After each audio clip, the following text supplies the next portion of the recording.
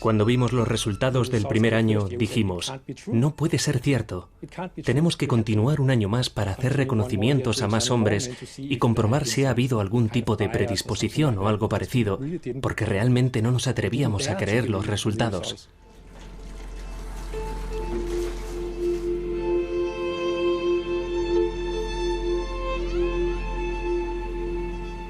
Nosotros nos llevamos el susto los 2 primeros años. Aplicamos las sustancias químicas en unas concentraciones increíblemente bajas, 1 parte por billón. Se produjo inversión sexual. Dijimos, no puede ser, hay algún error. Lo repetimos al año siguiente y obtuvimos los mismos resultados.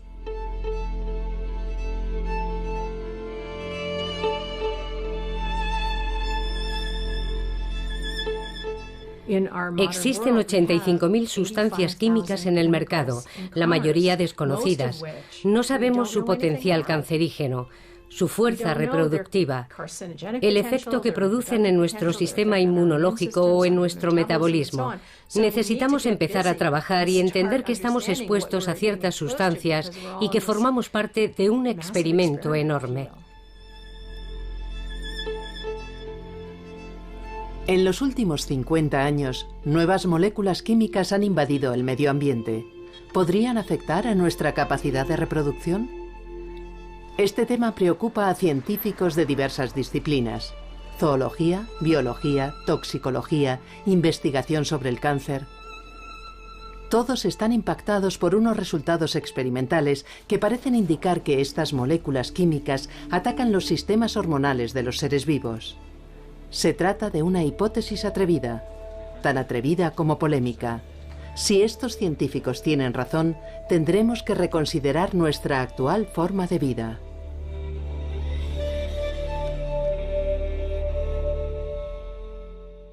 Desde mi punto de vista, los problemas de salud de la reproducción masculina y de esterilidad a los que nos enfrentamos ahora son tan importantes que pueden considerarse tan trascendentes como el calentamiento global.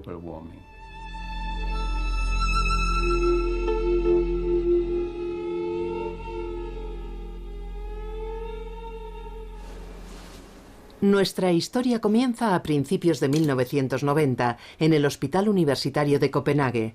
Niels Skakebak, doctor e investigador, comenzó a notar un incremento en el número de casos de cáncer de testículo y de esterilidad. Skakebak planteó la pregunta: ¿podría haber algo gravemente perjudicial para el sistema reproductivo masculino? Puso en marcha un plan de investigación a gran escala. En el sótano de la biblioteca, entre registros que se remontan a los años 30, leyó alrededor de 60 estudios realizados por todo el mundo. La conclusión fue constructiva, por no decir otra cosa. En 50 años, el número de espermatozoides de la población masculina ha descendido un 50%. No era lo que yo esperaba, porque la conclusión de la publicación anterior había sido que no debería haber ninguna disminución en la calidad del semen. Me sorprendió mucho encontrar un descenso tan considerable.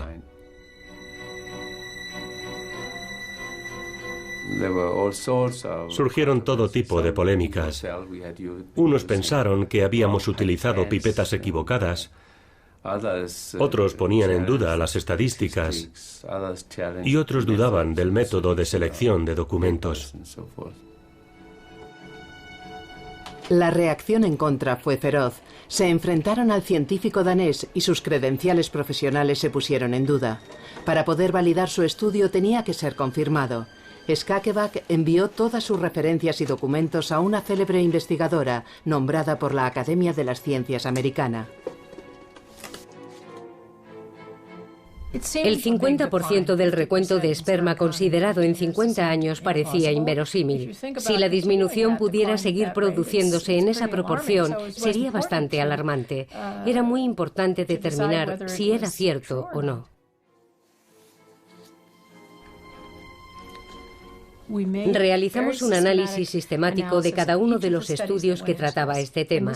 3 personas trabajaron en ello durante 4 meses.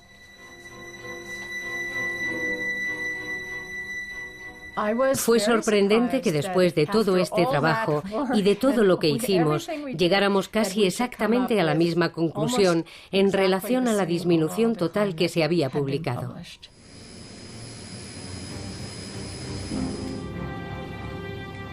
En París, el ambiente predominante era el del escepticismo. Pero mientras que Skageback había tenido que trabajar con materiales dispares, en París hay un banco de esperma con datos precisos. Dijimos, vamos a analizar nuestros datos, referidos a más de 1.300 hombres, si recuerdo bien. Al principio partimos de la idea de que no había modificación en la calidad del esperma y que íbamos a demostrar que en 20 años en una ciudad como París no había habido cambios. Esta era un poco nuestra idea inicial.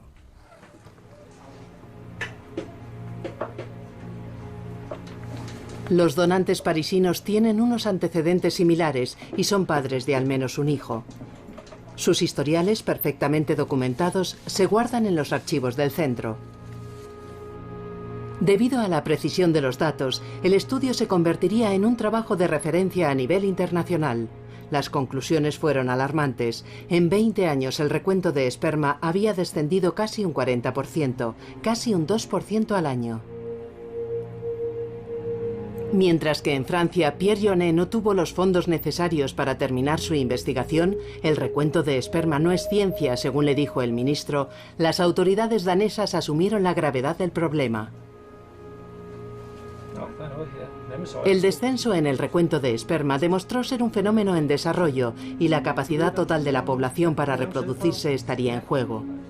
En 1996, los daneses lanzaron un programa de observación utilizando 400 voluntarios por año. Los resultados no son tranquilizadores. Un joven danés de cada 5 tiene el recuento de esperma bajo, lo suficiente como para afectar a su fertilidad. Observen el esperma de este joven donante y compárenlo con un esperma de alta calidad. Hay menos espermatozoides, tienen menos movilidad, algunos tienen 2 cabezas. Me preocupa, no solo porque son muy pocos, muy poca gente la que nace en Dinamarca, sino porque realmente hay algo que está afectando a los humanos y que no controlamos. No sabemos qué es, simplemente podemos observar que algo nos está perturbando y que no podemos controlarlo. La pregunta es, ¿qué hay detrás de esta baja calidad del semen?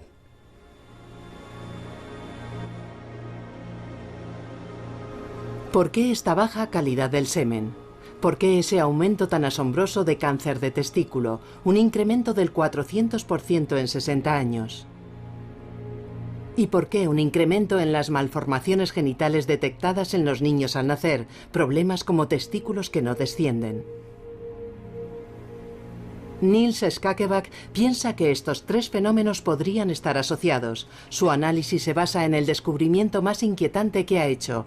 En los tumores cancerígenos de los testículos de un adulto ha encontrado células similares a las células de un feto. Es como si algo hubiera detenido su desarrollo en el útero materno. Por tanto, podría existir una relación entre estos desarrollos atípicos, aquellos que tienen lugar en el nacimiento y los que ocurren en la madurez. En danés utilizamos la expresión la caída de la moneda. Significa que de repente puedes tener una visión global de una situación. Con esta visión general, lo que pudimos apreciar fue que tanto el cáncer de testículo como la esterilidad masculina, los testículos no descendidos, así como algunas anomalías del desarrollo de los genitales, que llamamos hipospadias, pueden tener un origen común en la etapa fetal. El cáncer, la baja calidad del semen y los trastornos en el desarrollo genital podrían ser parte de un síndrome que Skageback denomina TDS, síndrome de disgenesia testicular. Richard Sharp ha estado trabajando con Skageback durante 30 años en la teoría TDS. Sharp precisa el origen del síndrome en el periodo fetal e insiste en el papel crucial que juegan las hormonas durante este periodo.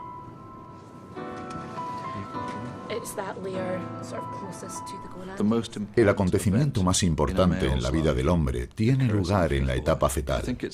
No se da la suficiente importancia al hecho de que cada feto humano está en realidad programado para convertirse en una hembra, lo que llamamos el programa de configuración. Todos podemos llegar a ser una hembra, por lo que para convertirte en un varón hay que modificar el programa de configuración, y lo primero es formar un testículo. Por esa razón, el cromosoma Y es el resultado de la formación de un testículo. Es decir, se trata de un acontecimiento clave. Pero en realidad, solo este acontecimiento no es suficiente para convertirte en un varón. Lo que te convierte en un varón es que estos testículos produzcan hormonas. Es la producción de testosterona lo que esencialmente modifica el programa de configuración.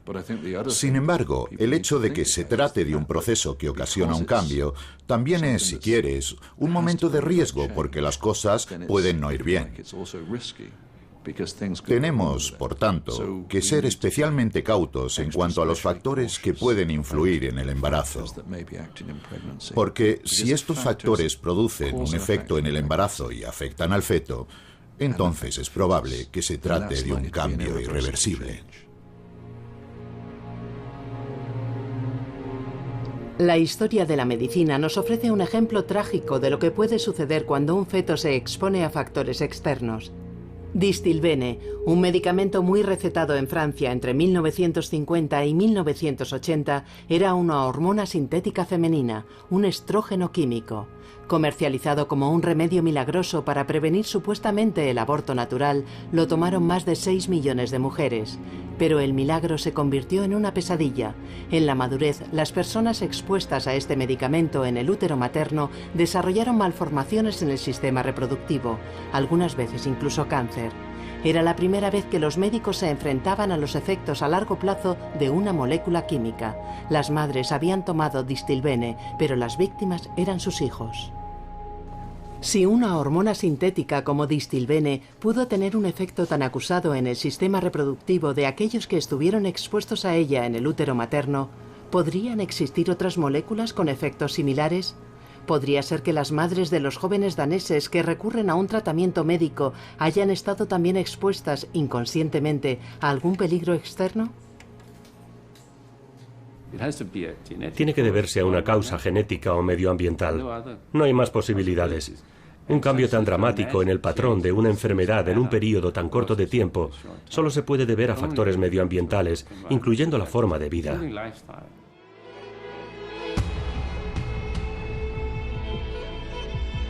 Si el medio ambiente es el culpable, ¿dónde se esconde esta amenaza silenciosa? Curiosamente, de la investigación con animales salvajes surgieron preguntas similares a las planteadas por los investigadores daneses. Lou Guillet ha estado estudiando a los caimanes de los lagos de Florida durante 20 años.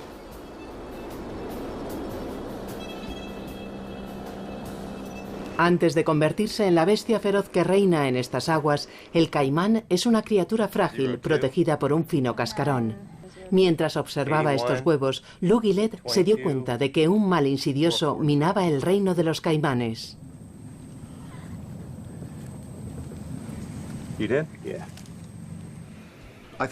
Una de las mayores sorpresas que nos llevamos cuando comenzamos con este trabajo a finales de 1980 fue que muchos de los huevos que recogimos de unos lagos aparentemente limpios y sanos morían. El 50% de los huevos nunca dio lugar a una descendencia viable.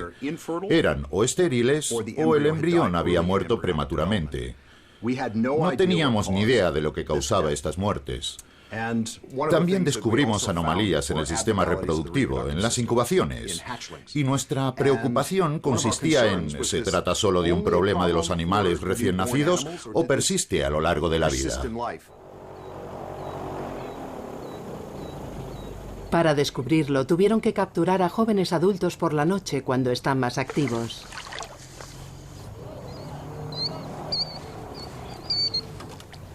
Lou Guillet capturó caimanes recién incubados que padecían anomalías y midió su nivel de testosterona, la hormona vital para el correcto desarrollo de los machos. El nivel era irregularmente bajo. ¿Puede un caimán macho desarrollarse correctamente con un nivel tan bajo de esta hormona? Junto con otras muchas pruebas, Gillette midió el tamaño del pene de los jóvenes caimanes. Descubrió que la mitad de los caimanes macho del lago Apopka tenían un pene con un tamaño un 25% más pequeño de lo habitual. Como científicos, la testosterona baja implica no solo penes pequeños, sino muchas más cosas. Probablemente un cambio en el comportamiento o en las secreciones de otros órganos del cuerpo. Para nosotros era un punto de referencia. Para el público, el tamaño pequeño del pene significó el descubrimiento más famoso de todos los que hicimos. Y también se convirtió en un chiste, porque la gente puede hablar de los caimanes con el pene pequeño. Pero no es una broma, es una conclusión seria que implica que estos animales están padeciendo una anomalía hormonal para toda la vida. ¿Se debe a un cambio en la alimentación? ¿A un cambio en la temperatura? ¿A la contaminación? El lago Apopka, con una incidencia elevada de animales afectados, resultó contaminado con insecticidas unos años antes, pero según los análisis, el agua estaba limpia de nuevo. Entonces, ¿por qué varios años después lo estaba padeciendo todavía la población actual del lago? Me di cuenta de que algo excepcional estaba ocurriendo mientras escuchaba al catedrático Howard Byrne hablar sobre las hijas expuestas al DES, los ratones expuestos al DES. Cuando mostró aquellas diapositivas del ovario, comprendí que las anomalías que él encontraba en el ratón eran similares a las anomalías de aquellas mujeres y niñas que habían estado expuestas a estos estrógenos y eran idénticas a las anomalías que yo encontraba en mis caimanes. Que no habían tomado estrógenos lo sabía, pero también que era exactamente la misma desviación. En ese momento me di cuenta de que compartíamos esta increíble similitud, quiero decir, se trataba de la misma patología. Y entonces la pregunta era, ¿de dónde sacaban mis caimanes los estrógenos?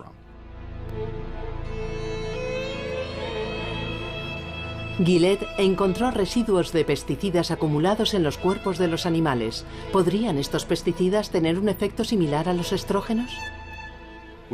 Sabemos qué sustancias químicas hay en los lagos contaminados, por lo que cogemos huevos limpios de nuestros mejores lagos y los tratamos. Y nos preguntamos, si aplicamos estas sustancias químicas a estos huevos, ¿podemos provocar las anomalías que vemos en los lagos contaminados?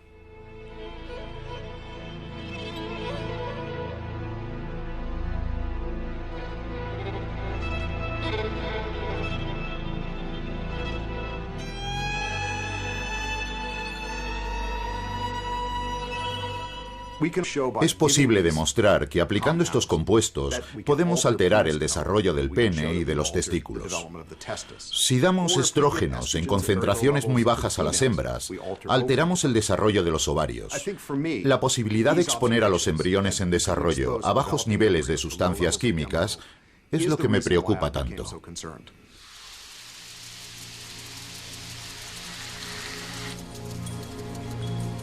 Si ciertos productos químicos fabricados por el hombre tienen un efecto como el de las hormonas, las consecuencias podrían ser de gran alcance. En la naturaleza hay rastros de distintas sustancias contaminantes. ¿Podrían estar afectando a todo el ecosistema? Las ranas viven en entornos variados, pantanos, arroyos, ríos, en zonas protegidas, pero también en áreas de actividad agrícola. Tyrone Hayes es experto en reptiles.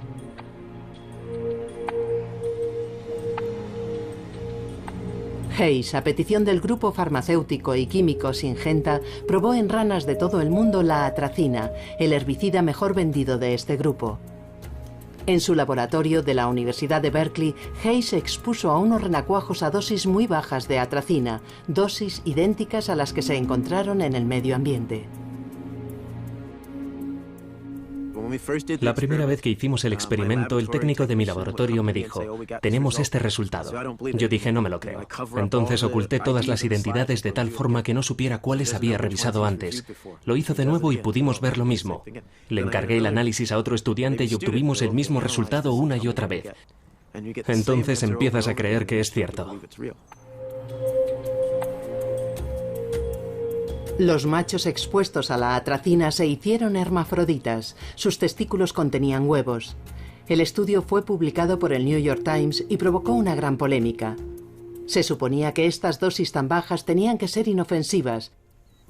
Syngenta rebatió estos descubrimientos y retiró sus fondos de la investigación de Hayes.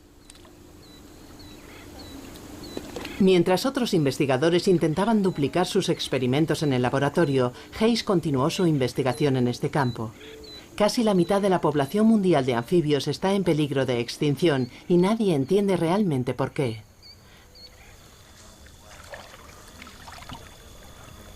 Después de haber recorrido miles de kilómetros de agua en cientos de charcas y arroyos, Tyrone Hayes ha descubierto algunas pistas. Tened cuidado, no hagáis ruido.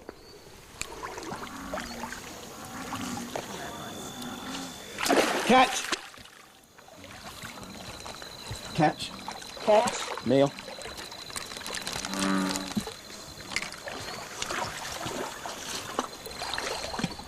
Recoge ranas de todas partes como muestras y compara las zonas limpias y las contaminadas para intentar establecer correlaciones entre el grado de polución y las anomalías.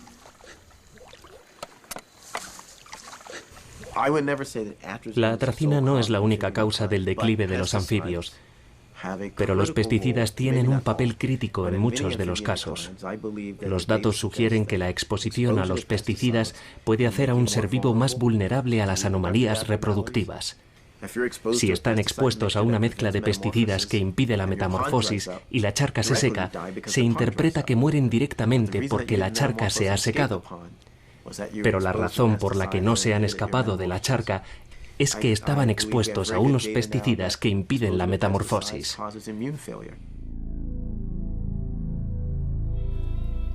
Ranas, caimanes y también tortugas, peces, pájaros. Los observadores de la fauna de todas partes están descubriendo deficiencias en los órganos sexuales, descensos en los índices de fertilidad, trastornos en el comportamiento. En los animales afectados, las concentraciones de hormonas son anormales. Parece como si el sistema endocrino estuviera invadido por moléculas químicas. Cuando pensamos en cómo funciona el sistema endocrino, hablamos de cierre bajo llave. El receptor es la cerradura y la hormona, la sustancia química, es la llave. Antes pensábamos que la llave tenía que ser la exacta. Esperábamos, como de todas las llaves, que fuera la nuestra. Que nadie más tenga la llave de nuestra casa o de nuestro coche. Pero nos estamos dando cuenta de que con la disrupción endocrina pueden existir cientos de llaves que interactúan y cierran. Esto da un poco de miedo porque a veces este cierre puede provocar que las cosas se desarrollen de manera anormal. Las células pueden ser anormales e imitar las funciones como una llave normal. Tendríamos la impresión de que nada estaba ocurriendo.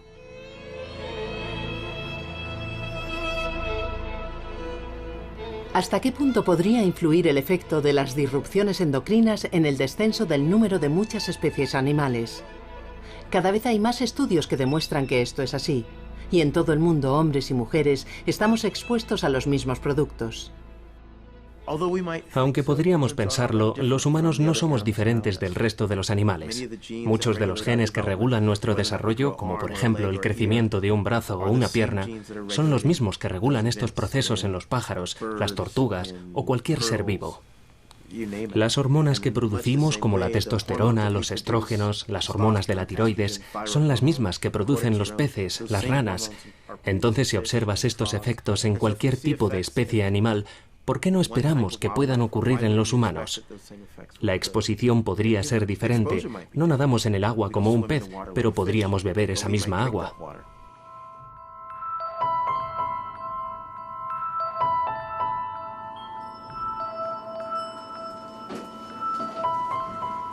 Desde que confirmó el estudio de Skakeback sobre el descenso del recuento de esperma, Sana Swan ha estado haciendo investigaciones sobre las posibles causas de este fenómeno. Pensó que si el medio ambiente jugaba un papel en esto, entonces las diferencias geográficas debían existir. Escogió 4 ciudades, 2 megalópolis, Nueva York y Los Ángeles, y 2 ciudades en zonas rurales, Minneapolis y Columbia. Haría comparaciones entre la calidad del semen de los hombres que viven en estas ciudades. Pensé en la gente en el campo, quiero decir, gente con esta especie de vida idílica, pastoril, ya sabes. El escenario puede ser muy sano y saludable. Y en la gente en las grandes ciudades contaminadas con estrés y todos los elementos que podrían complicar la situación. Esa era mi hipótesis previa, pero ocurrió lo contrario. Los hombres de las zonas urbanas tienen el recuento de esperma más alto, con espermatozoides más activos que los que vivían en Columbia, en una zona rural. Entonces nos preguntamos, ¿qué ocurrirá en Missouri Central para ser diferente de Minneapolis, que es una ciudad grande? Sospechábamos de las sustancias químicas agrícolas porque en Missouri más de la mitad del terreno es tierra de cultivo. En Minneapolis, casi ningún terreno del centro es tierra de cultivo. Se trataba de una gran diferencia y dijimos, ¿podría deberse a algo en el ambiente producido por estas sustancias químicas utilizadas para la agricultura? Habíamos recogido orina de los hombres que habían aportado una muestra de semen y así podíamos comprobar la presencia de pesticidas. Y lo que nos encontramos fue que en Missouri, donde los hombres tenían la peor calidad de semen, existía un nivel más alto de pesticidas agrícolas en comparación con los hombres que tenían un esperma de buena calidad.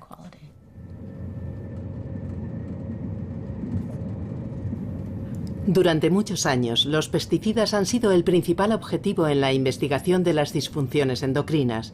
¿Pero son los únicos responsables? La respuesta llegaría, como suele suceder en la ciencia, de una forma accidental. Esta casualidad demostraría que las disrupciones endocrinas han invadido nuestra vida cotidiana y se han instalado donde nunca nadie se habría atrevido a imaginar. Los biólogos Anna Soto y Carlos Sonnenschein investigan sobre el linaje de las células cancerígenas. Para que estas células proliferen, las exponen a la hormona femenina, los estrógenos. Un día, incluso las células controladas que no habían estado expuestas a la hormona empezaron a multiplicarse. Parecía que todas las células habían estado expuestas a las hormonas, incluso aquellas que no habíamos expuesto a los estrógenos voluntariamente. No lo podíamos comprender. Repetimos el experimento y nos dio el mismo resultado. Y así comenzamos a sospechar que algo anormal estaba sucediendo. Tras meses de investigación se descubrió la clave del enigma. La contaminación procedía de un tubo de plástico. El plástico, supuestamente un material inerte, contiene un componente que produce el efecto de las hormonas femeninas. Esto es lo que provocaba la proliferación de las células cancerígenas. Al principio nos quedamos muy sorprendidos.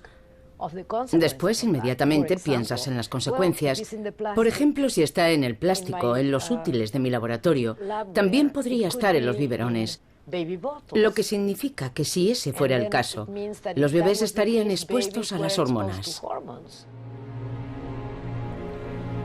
Detergentes, latas, plásticos, envoltorios diversos. Soto y Sonnenschein analizaron los componentes presentes en unos 50 productos de uso cotidiano. Encontraron moléculas químicas con efectos hormonales, como el bisfenol A y el nonilfenol, aunque hay que reconocer que en dosis muy bajas. Demasiado bajas como para producir algún efecto, según afirman sus detractores. Pero existe una regla de oro en la toxicología. La dosis hace el veneno. En otras palabras, un producto solo se convierte en tóxico si supera ciertos límites. Si no, se supone que el producto es inofensivo.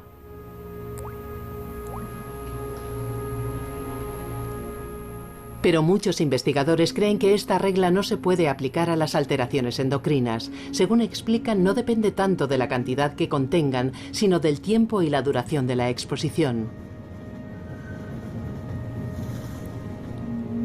Soto y Sonnenschein decidieron entonces dirigir un experimento con bisfenol A, un componente inerte que se encuentra en el plástico.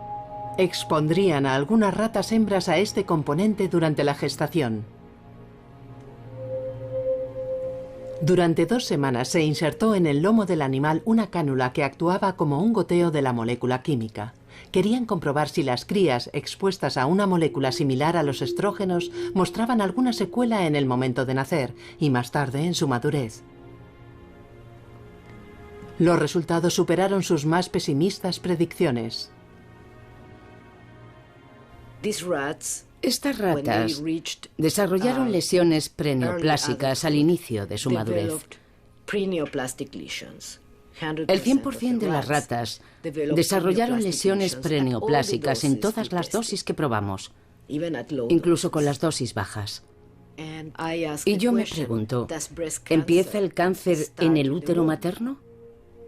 No estamos demostrando que haya una sola causa y la otra sea el efecto.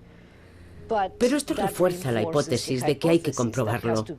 ¿Son los xenoestrógenos introducidos en el medio ambiente en los últimos 50 años la causa de este brusco incremento en la incidencia del cáncer de mama?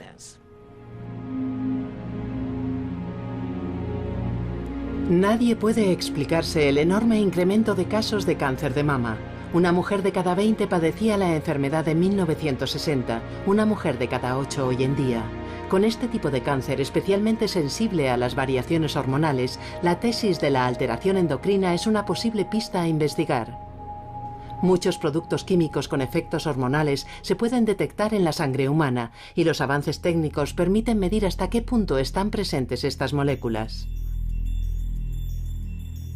Entre los primeros sospechosos se encuentran los phtalatos, utilizados para que los plásticos sean más flexibles. Se encuentran en los cosméticos, el mobiliario, envases de alimentación, PVC, juguetes, camisetas. En la actualidad es casi imposible evitar la exposición a los phtalatos. Algunos de ellos tienen efectos tóxicos en relación con la reproducción. Richard Sharp utiliza phtalatos en su investigación sobre el desarrollo de los fetos varones. Expone a las ratas en estado de gestación a los phtalatos y observa cómo se desarrollan los pequeños machos. Sus descubrimientos le han recordado las anomalías en los jóvenes daneses que describía Skakeback. Las ratas expuestas a los phtalatos en el útero materno nacen con malformaciones genitales y tienen un recuento de esperma más bajo en la madurez. Sharp ha conseguido duplicar en animales vivos el síndrome observado en los humanos por el equipo de Skakeback, el famoso síndrome del TDS. Nuestros resultados dan lugar a la verificación de la hipótesis del TDS, porque dicen que se puede desarrollar en un animal normal si ha estado expuesto a sustancias químicas en el medio ambiente. Cuando uno se expone a ellas, genera un síndrome de disfunciones que es muy similar al que observamos en los humanos. Si altas dosis de phtalatos pueden provocar estos efectos en las ratas, ¿qué podemos esperar de las dosis más bajas a las que estamos expuestos a diario? En Copenhague se inició un estudio hace 10 años con 2.000 mujeres durante su embarazo.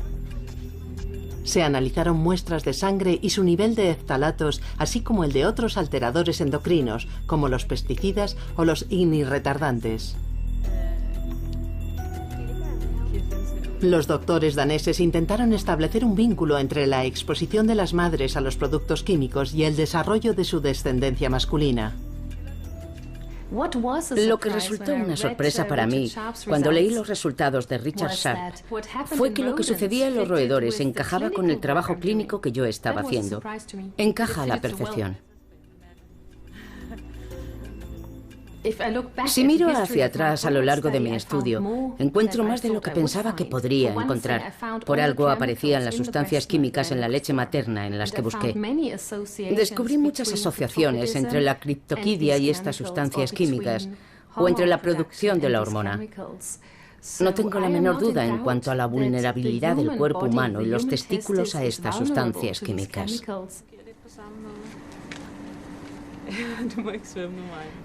Queremos hacer un seguimiento de estos niños hasta la pubertad y comprobar qué sucede entonces cuando las hormonas entren de nuevo en actividad. Con un poco de suerte los podremos observar cuando sean tan mayores como para tomar una muestra de su semen y ver si también ha afectado a la calidad seminal. Es el miedo que tenemos, que los efectos que vemos ahora duren realmente toda la vida y que tengan también una secuela en la función adulta.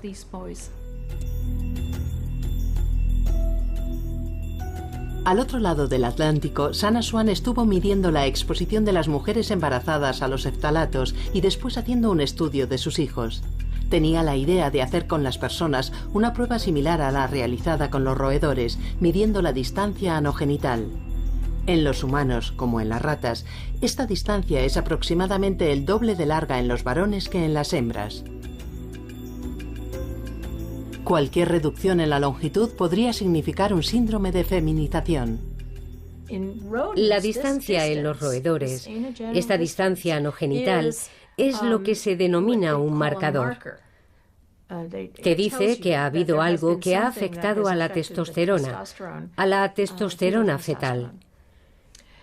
Y ya que se ha demostrado que estos phtalatos afectan a la testosterona fetal, suponemos, tenemos la hipótesis de que en los humanos se daría el mismo caso y que los chicos tendrían una distancia anogenital más corta, y eso es lo que comprobamos.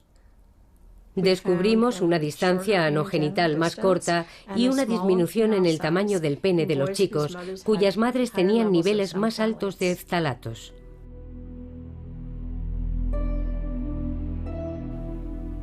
Los resultados de esta investigación, realizada en un número pequeño de madres, están todavía en tela de juicio. Distintos investigadores deben repetirlo.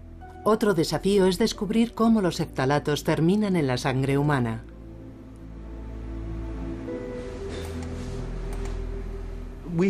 Nunca habíamos hecho estudios en una matriz biológica como puede ser la leche materna o la sangre o la orina, donde no podíamos medir la presencia de phtalatos. Nunca habíamos visto a una persona que no estuviera expuesta. Así que todos estamos expuestos a los phtalatos. Una parte fundamental procede de los cosméticos, como las lociones que utilizan para la piel todas las mujeres.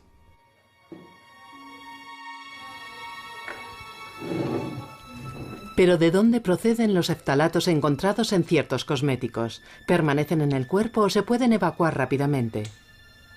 Para responder a estas preguntas, el equipo de Skakeback realizó un experimento que nunca se había probado.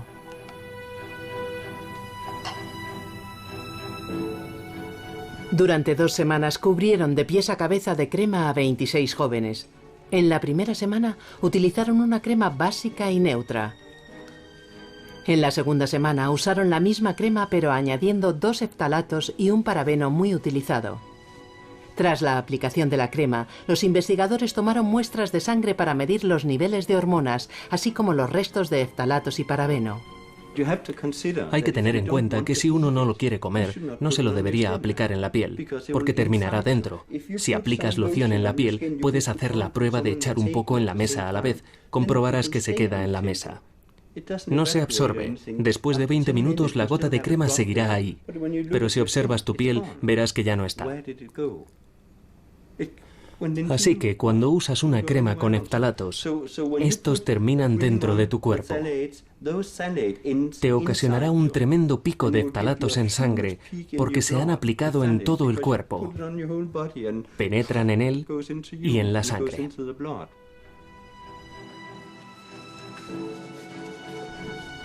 Se encontraron rastros de phtalatos en la sangre tan solo 1 hora después de la exposición a la crema. Este tipo de metabolitos desaparecen en 24 horas, pero si la crema se utiliza a diario, la exposición es permanente.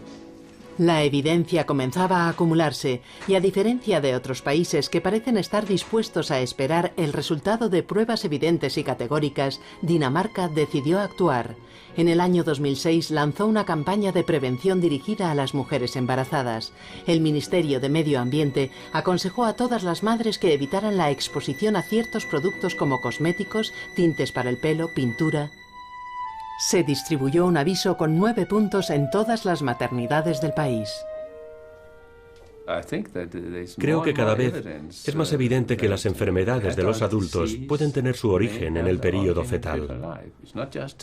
No solo el cáncer de testículo, también hay otro tipo de enfermedades, síndromes metabólicos. Tenemos que entender que es extremadamente importante cuidar de las mujeres embarazadas.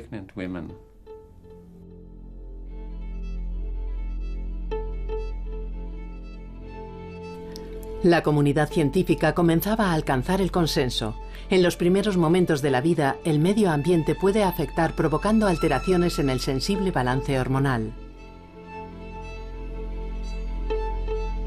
En realidad, podría parecer que es durante el embarazo cuando se originan varias patologías como el cáncer, enfermedades del sistema inmunológico, problemas de tiroides, diabetes.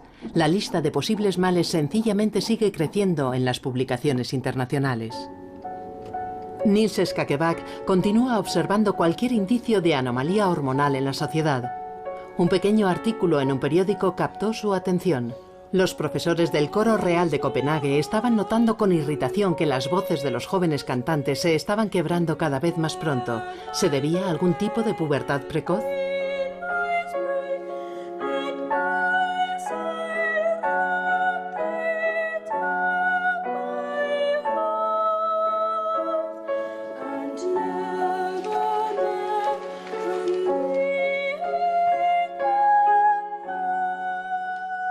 Los doctores daneses tuvieron de nuevo una reacción innovadora, interpretando la edad de la quiebra de la voz como un posible marcador de la pubertad masculina.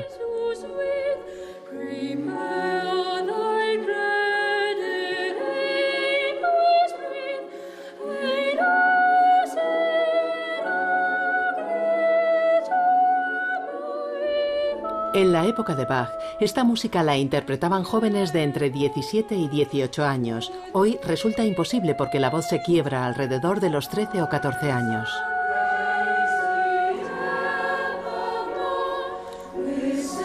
A través de los registros del colegio, los doctores han descubierto que en 10 años, la edad media en la que se quiebra la voz ha bajado unos 4 meses. Siguiendo la huella de los jóvenes cantantes, esperan determinar si esta tendencia continúa y si se trata de otro síntoma de un trastorno hormonal que en este caso afecta a los adolescentes.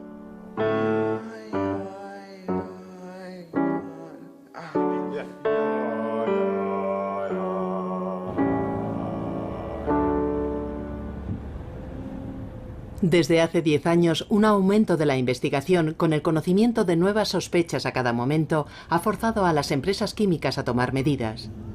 Con el apoyo a algunos estudios, mientras que se retiran los fondos de otros, siguen el hilo con cada nueva publicación. David Cadogan representa a la industria europea de ftalatos. Está en Copenhague para participar en un simposio organizado por Skakeback y su equipo.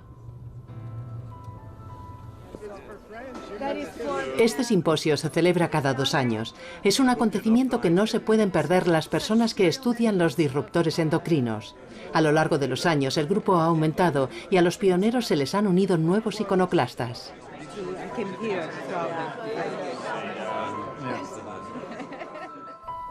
¿Se encontrará un aumento en la incidencia de cáncer de útero en aquellas mujeres expuestas al bisfenol A dentro de 25 años? ¿Y qué deberíamos hacer mientras tanto? Yo voy a hablar de un modelo animal. Simplemente quiero recordar que el objetivo del desarrollo de un modelo animal es permitir que nos podamos hacer preguntas sobre los trastornos humanos que son imposibles de hacer en una situación clínica.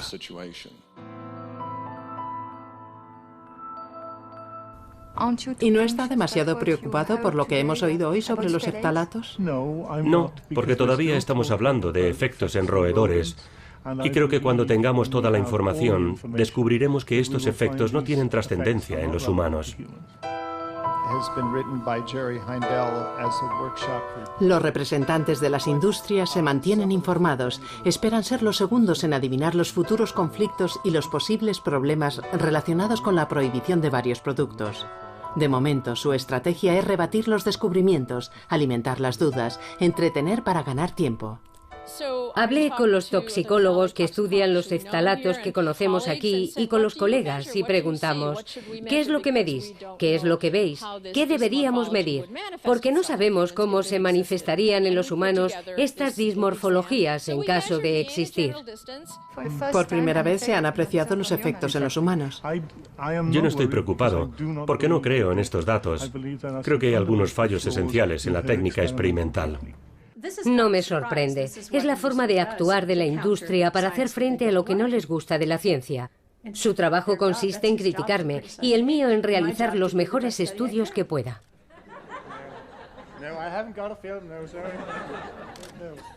Yo siento firmemente que pertenezco a una comunidad. Incluso le digo a la gente que esta es mi familia científica. En realidad a nosotros nos atacan. ¿Cómo nos llamaban?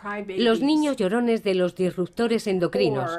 Necesitamos apoyarnos unos a otros porque no es un terreno que se acepte en la más amplia comunidad científica con facilidad. Ahora está creciendo nuestra aceptación y está siendo más fácil. Pero durante mucho tiempo teníamos que recurrir unos a otros para apoyarnos porque nos atacaban. El efecto de los disruptores endocrinos es ahora una cuestión fundamental para la salud pública. Atrapado entre los datos científicos y la industria, el debate acaba de alcanzar el ruedo político. Las posibles consecuencias de la disfunción endocrina son de gran importancia. El coste de la inacción en relación con los disruptores endocrinos en términos de salud humana o medioambiental puede ser muy alto. Ya debería ser la hora de recurrir al principio preventivo de nuestros colegas. Por favor, preguntemos a los científicos para que nos den las herramientas que necesitamos para realizar una acción efectiva.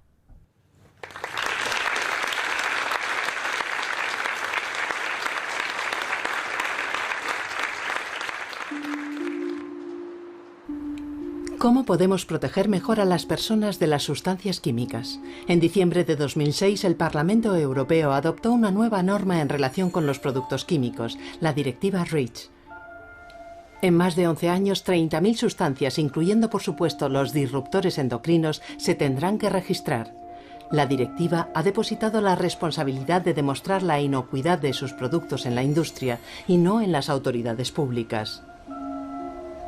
Con esta nueva restricción, única en el mundo, la directiva REACH supone un punto de inflexión en la regulación de los productos químicos.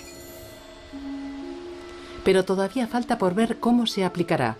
Respaldada por un lobby poderoso, la industria química ha conseguido unas cuantas victorias. Por ejemplo, puede obtener permisos para la utilización de peligrosos productos químicos si demuestra que puede controlar los riesgos. El control de riesgos es la base inquebrantable de los industriales. Por cada estudio de investigación que demuestra los efectos hormonales de ciertas moléculas, el lobby de los industriales, mostrando la tranquilidad benévola de un padre, responde con otro estudio. Entonces, ¿qué les contestaría a todas aquellas personas preocupadas? Les diría que pueden, o que podrían estar razonablemente tranquilos en tanto que los productos que están actualmente en el mercado han sido evaluados desde el punto de vista de la disrupción endocrina. Se pueden utilizar sin ningún problema para la salud de los adultos y también de los niños. Aún así, en el año 2005, la Unión Europea prohibió el uso de 6 phtalatos en juguetes y artículos de cuidado infantil, al ser considerados tóxicos para el sistema reproductivo. Se trata de una decisión que la industria considera más política que científica. El Parlamento tomó una decisión política mucho más en sentido preventivo que nosotros aceptamos.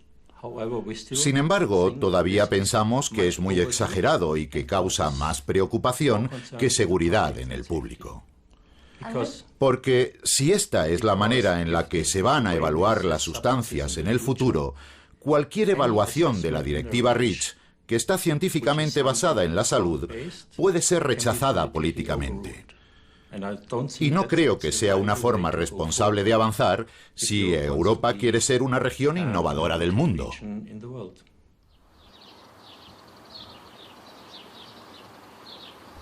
La industria lucha por cada centímetro de camino recorrido para defender cada molécula cuando le toca. ¿Pero es realmente esta cuestión la más importante hoy en día? Cada humano no está simplemente expuesto a una molécula, sino a un cóctel completo de moléculas. ¿Cuáles son los efectos de este cóctel? En una de las casas de animales más grandes de Europa, un equipo danés realizó un trabajo inmenso. Expuso a 1.200 ratas a una mezcla de 3 moléculas en bajas dosis, un phtalato y 2 pesticidas.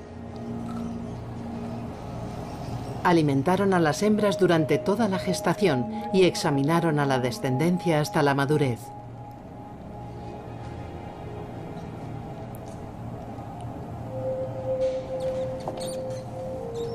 Los resultados derrocaron gravemente la racionalidad matemática común. Nuestros resultados ilustran que 0 más 0 más 0 puede dar 7, lo que significa que cuando tienes 3 sustancias químicas, puedes llamar la sustancia número 1, que supone un efecto nivel 0. No hay problema. Lo mismo con la sustancia número 2, lo mismo con la sustancia número 3.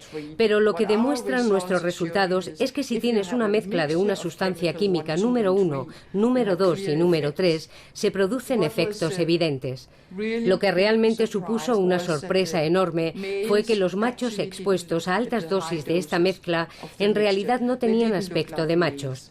Tenían una frecuencia muy elevada de malformaciones y en algunos casos extremos parecían realmente hembras. Nos quedamos tan sorprendidos porque no esperábamos encontrarnos con unos resultados tan malos.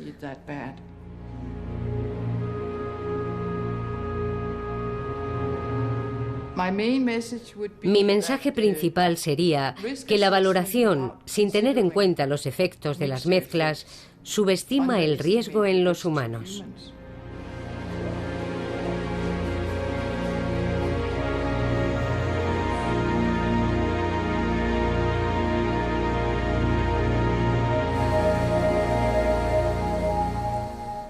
No existe ninguna legislación en ningún lugar del mundo que aglutine la contribución de diferentes compuestos. Todas se han hecho con compuestos aislados. Y ha funcionado tan rápido que no hay argumentos sobre ello. Pero está empezando a fracasar porque el número de compuestos es tan alto que ahora no podemos seguir diciendo que los hemos visto uno a uno. No funciona. Está comenzando a fracasar. Llegarán algunos escándalos. No sé cuándo. Quizá mañana. Quizá dentro de 5 años. Pero habrá casos en los que la combinación de miles de compuestos en unas bajas dosis excederá a lo que podemos solucionar.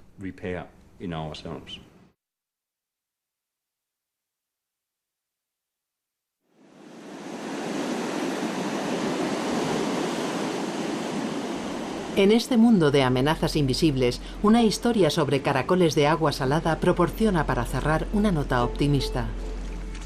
Demuestra la eficacia de tener en cuenta las advertencias de los científicos y demuestra que nunca es tarde para actuar. Hace 20 años los biólogos se alarmaron por el declive progresivo de la población de caracoles de agua salada. ¿Cuál era la razón de este declive? Descubrieron que las hembras tenían pene. A esta aberración sexual de la naturaleza, los biólogos la denominaron imposex. ¿A qué se debía el llamado imposex?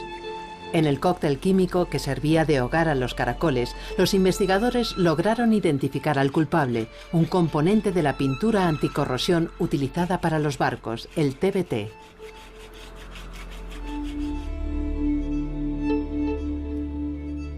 Comenzó entonces la batalla para salvar a estos centinelas enigmáticos de nuestras playas, los caracoles de agua salada. Al final, la Unión Europea prohibió el TBT en el año 2003. Después de esta prohibición, un año más tarde, se ha podido constatar una reducción de estas malformaciones en todas las zonas analizadas en Francia. Donde antes no era posible la reproducción ni la cría, aparecen de golpe nuevamente cápsulas con huevos.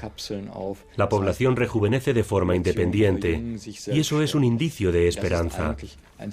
Demuestra que si todos tenemos el valor de reaccionar, y en caso de necesidad se prohíbe una sustancia tan rápido como sea posible, se pueden conseguir cambios positivos.